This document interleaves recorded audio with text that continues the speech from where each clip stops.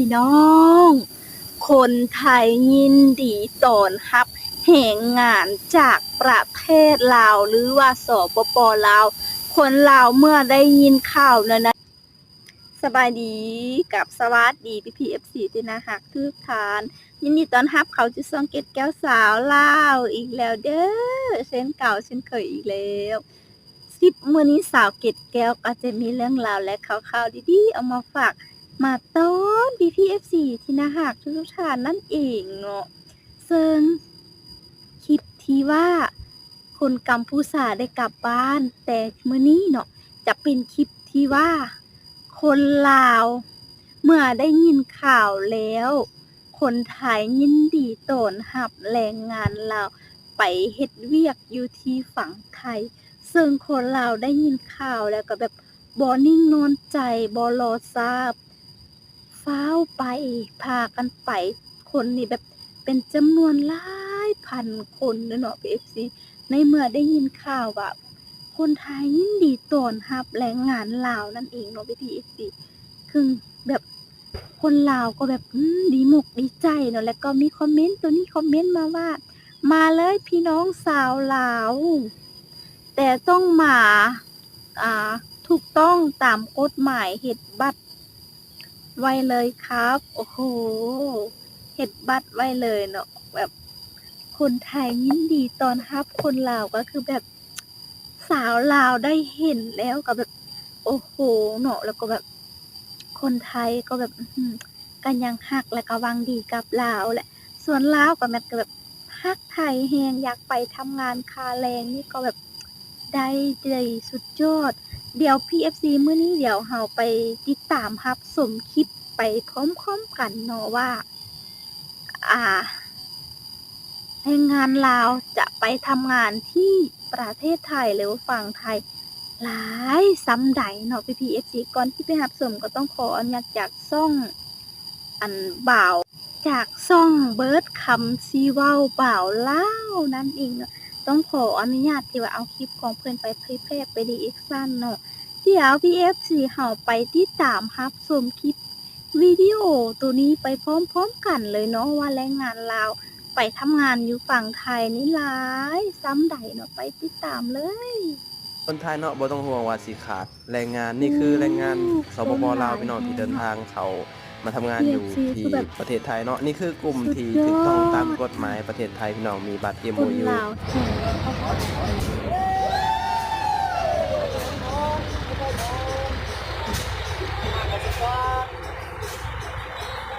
บรรยากาศอยู่ที่หน้าด่านพี่น้องกำลังสิข้ามไปประเทศไทยเนาะก็มุ่งหน้าเข้าสู่กทมพี่น้องเนาะก็ขอบคุณประเทศไทยเนาะขอบคุณคนไทยที่ให้โอกาสคนลาวหลายๆคนได้ทำงานหาเงินอยู่ที่ประเทศไทยพี่น้องกำลังสิเดินทางไปประเทศไทยพี่น้องนี่คือบรรยากาศกำลังพากันขึ้นรถเอาของกับมนุษย์ตุ้งต่วยพี่น้องเนาะผู้แหละไปพ้อกันอยู่ที่กทมพี่น้องสบายดีเพื่อนพี่น้องสวัสดีพ่อแม่พี่น้องทางฝั่งไทยนะครับผมวันนี้เฮาก็อยู่ที่หน้าด่านพี่น้องอยู่ที่ด่านนครหลวงเวียงจันทน์เนาะระหว่างในนครหลวงเวียงจันทน์กับหนองคายพี่น้องกำลังสิพากันแบบว่าข้ามไปประเทศไทยพี่น้องหลังจากที่ได้มาทำบัตร MOU เป็นที่เรียบร้อยเนาะและก็สิพากันเดินทางเข้าไปประเทศไทยพี่น้องไปอยู่ที่ด่านหนองคายเนาะไปรับบัตร MOU พี่น้องแล้วก็อบรมอยู่หั่นแล้วก็ได้บงได้บัตรอีหยังก็อยู่หั่นเบิดพี่น้องก็สิพากันแบบว่ามุ่งหน้าเข้ากทมเพื่อที่จะไปหาเงินหาทองพี่น้องอยู่ที่ประเทศไทยเนาะแล้วก็กลุ่มนี้ก็เป็นกลุ่มที่ถูกต้องตามกฎหมายประเทศไทยพี่น้องมีบัตร MOU แบบมีบัตรอนุญาตทำงานทุกสิ่งทุกอย่างเนาะ ไทยเอารู้สึกกำลั ว่าง คน แบบ ลาวเองก็เขา ต้อง มา กาทำงาร นอยู่ คน ที่ หลา ประ ย เทศ คน ไทย ลาว ห ก็ ลาย แบบ พี่น้องในปัจจุบันนี้ ฟ้าว เนาะ ไป คือทุกคนก็ ไป ดิ้นรน PFC เพราะว่าเจ้าว่าข่อยแหละพี่น้องเนาะในยุคสมัยนี้บ่ดิ้นรนมันก็อยู่บ่ได้เนาะก็ดีที่มีประเทศไทยเป็นบ่อนทำมาหากินเนาะเป็นบ่อนหาเงินสินะก็ขอบคุณประเทศไทยขอบคุณคนไทยเนาะที่แบบว่าให้โอกาสคนลาวหลายๆคนพี่น้องมาสู่งานมาเฮ็ดงานอยู่ที่ประเทศไทยเนาะอยู่ไทยก็บ่มีหยังหลายหรอกพี่น้องขอแต่ว่าเฮาอยู่ให้ถูกต้องตามกฎหมายและก็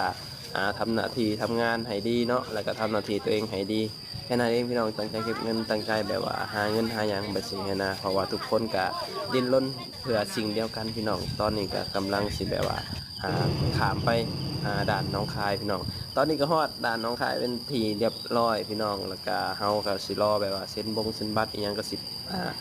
ไปบอนที่ศูนย์อบรมพี่น้องเพื่อที่จะไปรับบัตรแรงงานหรือว่า MOU เนาะ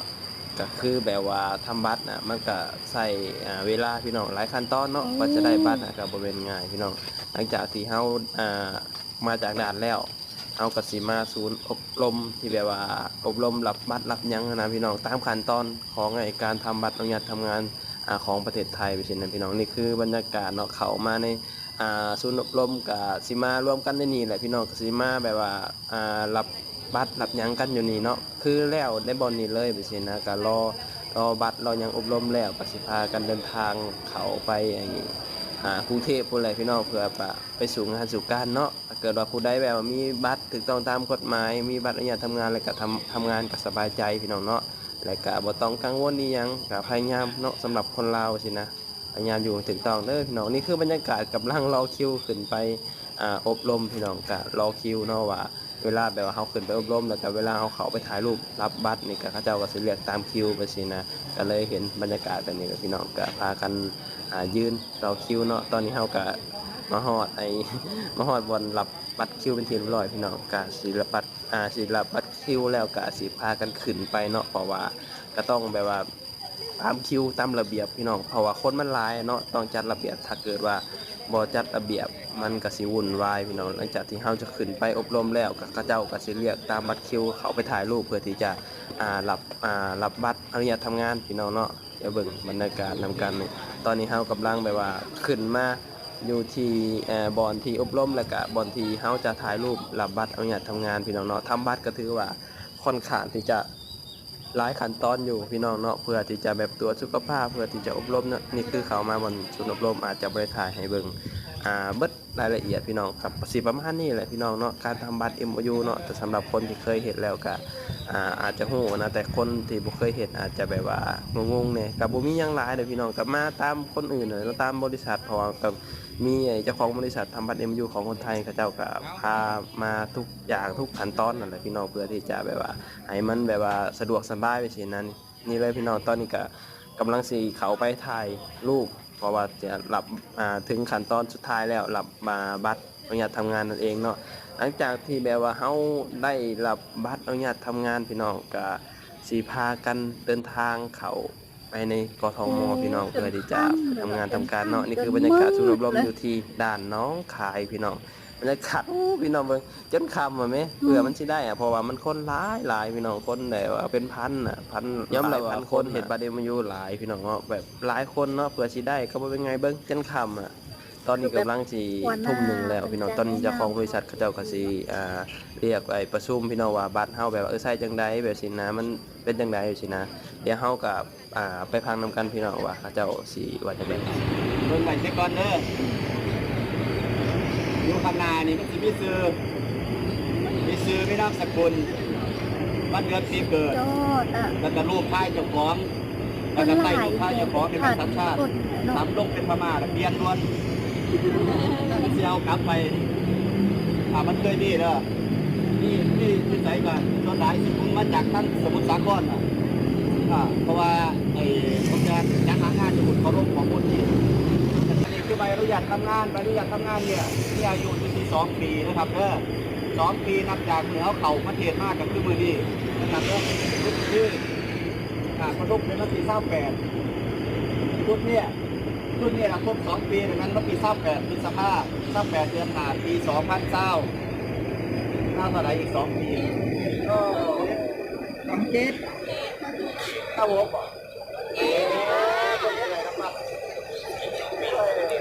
โอเคเนาะเข้าใจตรงกันเนาะเพราะว่าใบอนุญาตทำงานเนี่ยสัญญาทั้งหมดละแม่น4 ปีเด้อจากนี้ไปนับจากมื้อนี้เป็นต้นไปทุกคนที่อยู่จุดนี้เป็นแรงงานที่ถูกต้องตามกฎหมายเรียบร้อยนะครับเด้อหลังจากที่เขาได้รับใบอนุญาตทำงานไปใบอนุญาตทำงานชุดนี้ต้องฟังประเทศต้นทางฟังหน้าคนไทยมา4 ปีเต็มเรียบร้อยแต่ว่าฟังไทยเนี่ยถามมาเพิ่งจะให้มา2 ปีก่อนส่วนอีก2 ปีให้ต่อเพิ่มเติม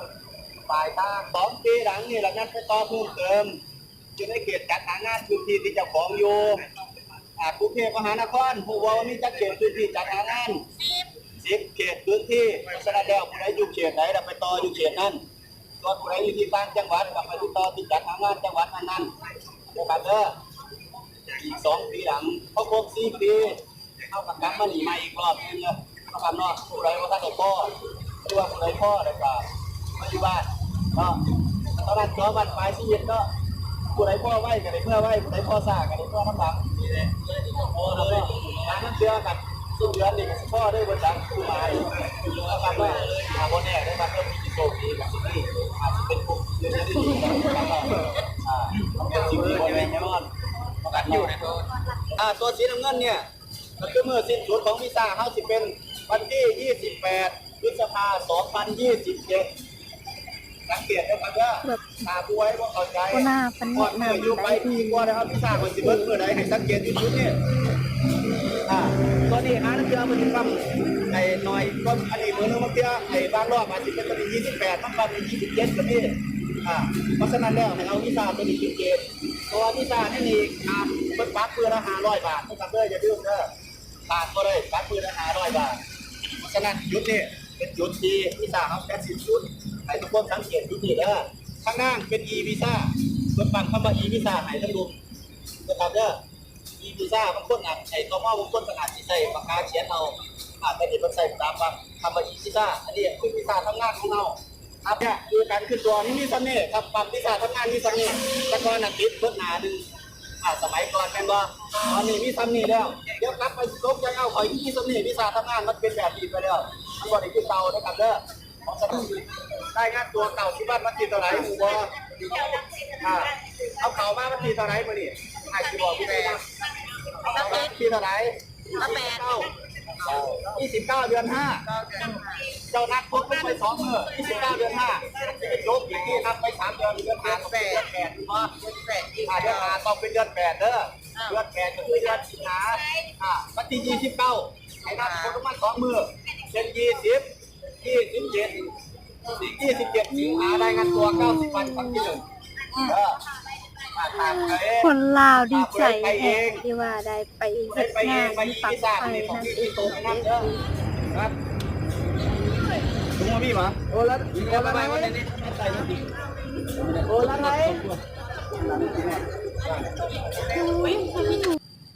ป๊าด AFC คือแบบหลายแห้งเนาะแห่งงานลาวกำลังทยอยไปเฮ็ดงานอยู่ฝั่งไทยเนาะซึ่งตัวอันด่านถึงกับเป็นเพียงแค่ด้านเดียวคนเป็นพันเป็นร้อยคนเลย PFC ก็แบบหลายแห้งแล้วก็แบบขอบมกขอบใจคนไทยเนาะที่ว่ายินดีต้อนรับแห่ง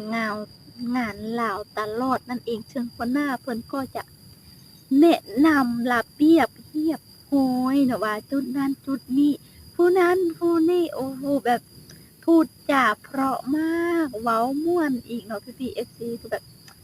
สุดยอดเลยเนาะขอบใจคนไทยหลายๆที่ว่าฮักคนลาวว่าซั่นซะเนาะและคนลาวก็บ่แบบบ่อีหยังคนไทยคนลาวนี่แฮงฮักแฮงแบบคนไทยก็เปรียบเหมือนเป็นพี่ชายอ้ายน้องเดียวกันเนาะ PFC เนาะซึ่งแบบคนลาวเป็นเฉพาะบางส่วนใดที่เนาะหลายๆบ่อนก็กำลังทยอยไปแบบแรงงานอยู่ฝั่งไทยมันก็จะได้หลายกว่าฝั่งบ้านเฮาเนาะเพราะว่าสินค้าอันใดก็แบบเอามาจากฝั่งไทยหมดนะ PFC เป็นแบบนี้โอ้โหแบบสุดยอดมากเนาะอันนี้ก็เป็นเรื่องราวและค่ะข่าวๆดีๆคลิปที่ว่าสาวเกดจะเอามาฝากมาตอน PFC ในมื้อนี้นั่นเองเนาะเดี๋ยวเฮาก็จะได้ขอตัวลาไปก่อนเด้อ PFC ไว้เจอกันคลิปหน้าจ้า